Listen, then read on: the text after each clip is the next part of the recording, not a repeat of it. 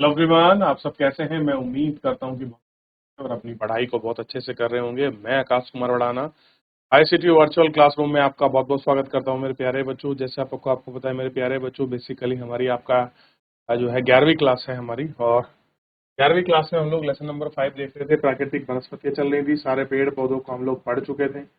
इन चीजों को कहाँ कहाँ पर मिलते हैं, प्राकृतिक वन वगैरह को इनको देख चुके थे। आज हमें बेसिकली जो है इसमें आगे बढ़ते हुए वन संरक्षण पर बढ़ना है। लेकिन वन संरक्षण पर आगे से बढ़ने से पहले सबसे पहले आप एक बार पर्वतीय जो प्रकार के जो वन हैं, उन पर्वतीय प्रकार के वनों को आप लोग बहुत अच्छे से देखिए। वेस्टर्न घाट, ईस्टर्न घाट, हाइट के अनुसार कैसे हमारी वनस्पति डायवर्सिटी चेंज होती है, क्या इफेक्ट और इम्पैक्ट है, ये देखना बड़ा जरूरी है। देख लीजिए इसको। हो गया, आगे बढ़ जाएं। चलिए, देख लिया। अब आगे बढ़ेंगे और हम इस पर और जो मुद्दे हैं, खास कर जो वन संरक्षण वाला मुद्दा है, इसी पर हम लोग बहुत देखिए। वन संरक्षण, वन का जीवन और पर्यावरण के साथ सिद्ध संबंध है। वन प्रत्यक्ष और अप्रत्यक्ष रूप से हमें आर्थिक और सामाजिक लाभ पहुंचा। वन है हमको प्रत्यक्ष और अप्रत्यक्ष रूप से आर्थिक और आपका सामाजिक रूप से लाभ पहुंचाते हैं। अतः वनों की संरक्षण और मानवीय विकास में एक महत्वपूर्ण भूमिका। फलस्वरूप भारत सरकार ने पूरे देश के लिए वन नीति 1952 लागू की है। 1988 में संशोधित किया गया था। नई वन नीति के अनुसार सरकार वनस्पति प्रबंधन बल देगी, जिसे एक और वन संसाधन संरक्षण और विकास किया जाए, जहां दूसरी तरफ स्थानीय लोगों की आवश्यकताओं को पूरा किया जाए। ऐसा हो सकता है इन सब चीजों को पूरा किया जाए। इस वन नीति में निम्नलिखित उद्देश्य हैं। देश में 33% भाग पर वन लगाना, जो वर्तमान राष्ट्रीय से 6% अधिक है। कैसे है कि वर्तमान राष्ट्रीय स्तर से 6% अधिक है। पर्यावरण संतुलन बनाए रखना और पारिस्थितिकी संतुलन क्षेत्रों में लगाना, यानी कि ये सब आपका इकोलॉजिकल जो सिस्टम है इसको मेंटेन।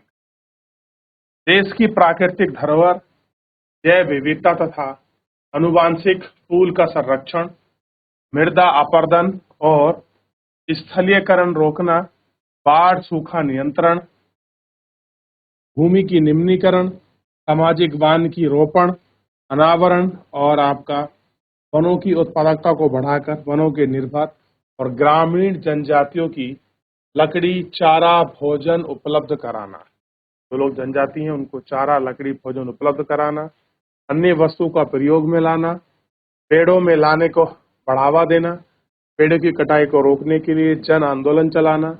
महिलाएं भी शामिल हैं ताकि वनों पर दबाव डाल सके। इस वन संरक्षण नीति के अंतर्गत निम्न कदम आपके कैसे हैं उठाए जाते हैं। कैसे हैं? बहुत सारे निम्न कदम हैं जो आपके उठाए जाते हैं। और सबसे पहले आपको पता है वन संरक्षण नीति 1952 में आई थी और 1952 के बाद 1988 में से संशोधित कर दिया। तो इस प्रकार ये पूरी वन नीति हमारे सामने देखने के लिए देख लिए। चलिए, ध्यान रहेगा इतना वन संरक्षण नीति में। हो गया। अब बात करेंगे सामाजिक वन की, सोशल फॉरेस्ट्री।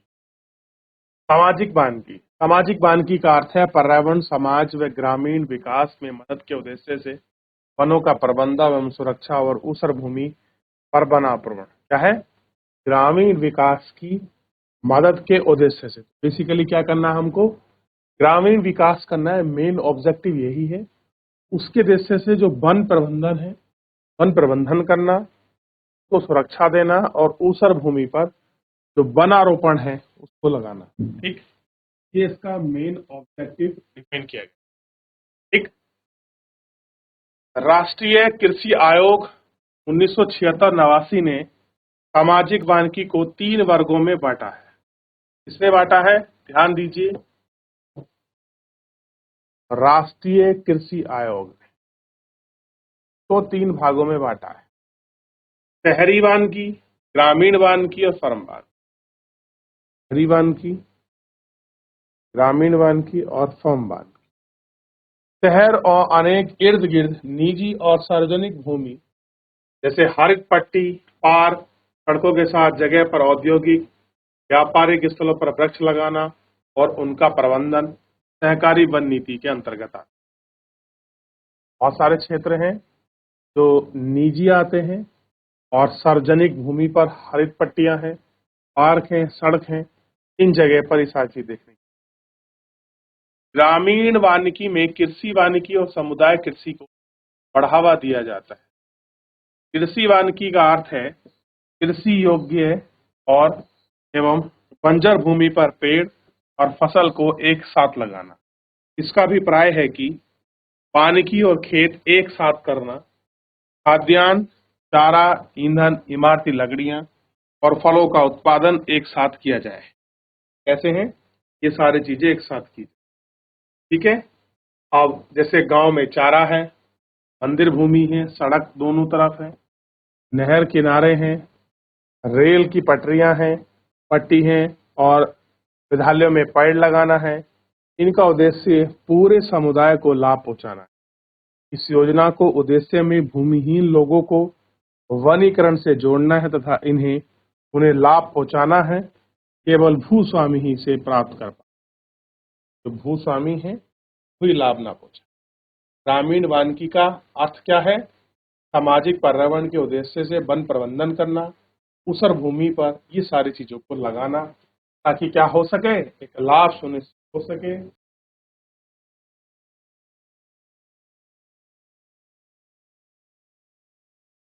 हो गया? चलिए आगे बढ़े। ये देखिए उद्देश्य क्या है, कैसे बंजर भूमि सारी रील कहाँ कहाँ लगा सकते हैं। योग्य भूमि है, चारागाह बचा हुआ है, मंदिर भूमि, सड़क किनारे, स्कूल की पट्टियां हैं, उन जगह पर लग सकते। देख लिया? हो गया? तो सोशल वानिकी को देख लिया। अब है आपका फार्म वानिकी। फार्म वानिकी के अंतर्गत किसान अपने खेतों में व्यापारिक महत्व वाले दूसरे पेड़ लगाते हैं और वन इसी के छोटे माध्यम से किसानों को निःशुल्क पौधे उपलब्ध था। आपने छोटे छोटे पौधे लगाई हैं, आपने तैयार किया है, आप उनको बेच रहे हैं। अब इस योजना के तहत जैसे खेतों के पेड़ों पर, चारागाहों वाले घास स्थल पर, घर के पास खाली पड़ी जमीन, पशुओं के बाड़े पर भी ये सारी चीजें आपकी की जाती हैं। आप कह सकते हैं ठीक। अपने चिड़ियाघर के पिंजरे, अब प्राणी जंतु, आपने अपने चिड़ियाघर के पिंजरे में जंतु और पक्षी दोनों देखे हों। वन्य प्राणी एक महत्व प्राकृतिक धरोहर है। अगर कोई हमको किसी प्रकार का जीव मिलता है तो वो कैसा है? एक प्राकृतिक धरोहर के रूप। यह अनुमान लगाया जाता है कि विश्व के ज्ञात पौधे प्राणियों की किस्मतों में 4 से 5% ही किस्म भारत में पाई जाती है। देश में इतने बड़े पैमाने पर जैव विविधता पाए जाने का यह कारण है कि विभिन्न प्रकार के पारिस्थितिकी तंत्र हैं और जिनमें हमने युगों में संरक्षित किया है। साथ ही पारिस्थितिकी तंत्र में आवास क्रियाओं के द्वारा प्रभाव परिमाण स्वरूप जैव प्रजातियों की संख्या में काफी कम है और कुछ जैव प्रजातियां लुप्त होने के कगार पर। वन्यजीव प्राणी की संख्या को कम करने का मुख्य कारण इस प्रकार है। औद्योगिक और तकनीकी विकास ने वनों के दोहन की गति को तेज कर दिया है। हमने इंडस्ट्रियल लगाया, हमने नई नई टेक्नोलॉजी लगाई, इससे क्या हो रहा है? वन कट रहा है। वन कट रहा है तो जो उनका आवास है वो आपका नष्ट हो रहा है। खेती, मानवीकरण, बस्तियां, सड़कें बना दी, खदान खोद दिए, नए जलाशयों की बात कर रहे हैं और जमीन वन को हमने साफ कर दिया इन बहाने कि भैया हम लोग खेती करेंगे, को बसाएंगे, खदान बनाएंगे, या जल निकल रहा है, कोयला निकल रहा है और हमने खोद डाला और जानवरों को नष्ट कर डाला, वहां से उनको मूव करने पर मजबूर कर। ठीक, ये हमारी कोशिश रही और इसी कोशिश ने ये सारी चीज। फिर है, स्थानीय लोगों ने चारे और ईंधन, इमारती लकड़ियों के लिए वन काटने पर दबाव बनाया। लोगों ने क्या, उनको चारा चाहिए, ईंधन चाहिए, बहुत सारी इमारती लकड़ी के उन्होंने पेड़ काट दिए और वनों पर दबाव डाला। बड़ा क्यों, जब पहले जो चीजें डिस्टर्ब नहीं थी वो हमने डिस्टर्ब कर दी, फिर जो वहां लोग रह रहे हैं वो उसको डिस्टर्ब कर रहे हैं। ठीक, पालतू पशुओं के लिए नए चारगाहों की खोज में मानव ने वन्य जीव और आवासों को नष्ट कर दिया। ठीक, ऐसा कर दिया, उनके आवासों को नष्ट कर दिया। और रजवाड़ों और भ्रांत वर्गों के शिकार कीड़ा क्षेत्र, अब बड़े बड़े राजा शिकार करने निकलते थे, कुछ जानवरों को मार दिया और एक ही बार में सैकड़ों वन्य जीवों को शिकार बना लिया और महत्व के लिए उन्हें पशुओं को मार दिया। जंगलों में आग लगने से वन और वन्यजीव प्राणियों की प्रजातियां क्या हो गई, बहुत सारी आपका नष्ट हो गई। इस प्रकार से आप यहाँ देखेंगे कैसे कैसे ये चीजें हुई। ठीक, हो गया। ऐसे वानकी को देख लिया, बड़े आगे करें कि राष्ट्रीय यह महसूस किया गया कि राष्ट्रीय व विश्व प्राकृतिक धरोहर को बचाने और पारिस्थितिकी पर्यटन को बढ़ावा देने के लिए प्राणियों का संरक्षण बहुत महत्वपूर्ण है। इस दिशा में सरकार ने क्या कदम उठाए? भारत में वन्यजीव प्राणी संरक्षण, भारत में वन्यजीव प्राणी के बचाव की परिपाटी बहुत पुरानी है। पंचतंत्र और जंगल की बुक कहानियों में हमारे पर्यावरण की वन्यजीव प्राणी में प्रेम उदाहरण प्रस्तुत करती है और युवाओं के महत्वपूर्ण पर प्रभाव डालती है। वन्यजीव प्राणी अधिनियम 1972 के में पास हुआ, तो ध्यान देखिए, वन्यजीव प्राणी अधिनियम कब आया? 1972 में। बहुत इंपॉर्टेंट है। इसमें जो हमारे वन्यजीव के प्राणी हैं उनको प्रोटेक्शन देने, उनके हैबिटेट को बढ़ावा देने, उससे संबंधित बहुत सारे लॉज को इसमें रखा गया और मेंटेन किया गया। ठीक, जो कि प्राणी जीवों के संरक्षण और रण की कानूनी रूपरेखा तैयार करता है। अधिनियम में दो प्रमुख उद्देश्य थे। अधिनियम के तहत अनुसूची में सूचीबद्ध संकटापन्न प्रजातियों को सुरक्षा प्रदान करना तथा नेशनल पार्क, पशु विहार, उसमें कुछ शेड्यूल बनाएगी, तो रखा गया कि अनुसूचित के संबंध में संकटापन्न जो आपका जिन पर खतरा मंडरा रहा है उनको सुरक्षा प्रदान करना, नेशनल पार्क, पशु विहार, रिजर्व एरिया, कानूनी सलाह सहायता प्रदान करने को अधिनियम 1991 में पूर्णतः संशोधित कर दिया गया, जिसके तहत कठोर सजा के प्रावधान किए गए। कुछ पौधों की प्रजाति को बचाने और संकटापन्न प्रजातियों को संरक्षण का प्रावधान है। देश में 103 नेशनल पार्क हैं और 563 वन्यजीव प्राणी हैं, यानी कि 103 नेशनल पार्क और 563 वन्यजीव अभ्यारण्य हैं। ठीक, ये हमको देखना है, इतने अभ्यारण्य।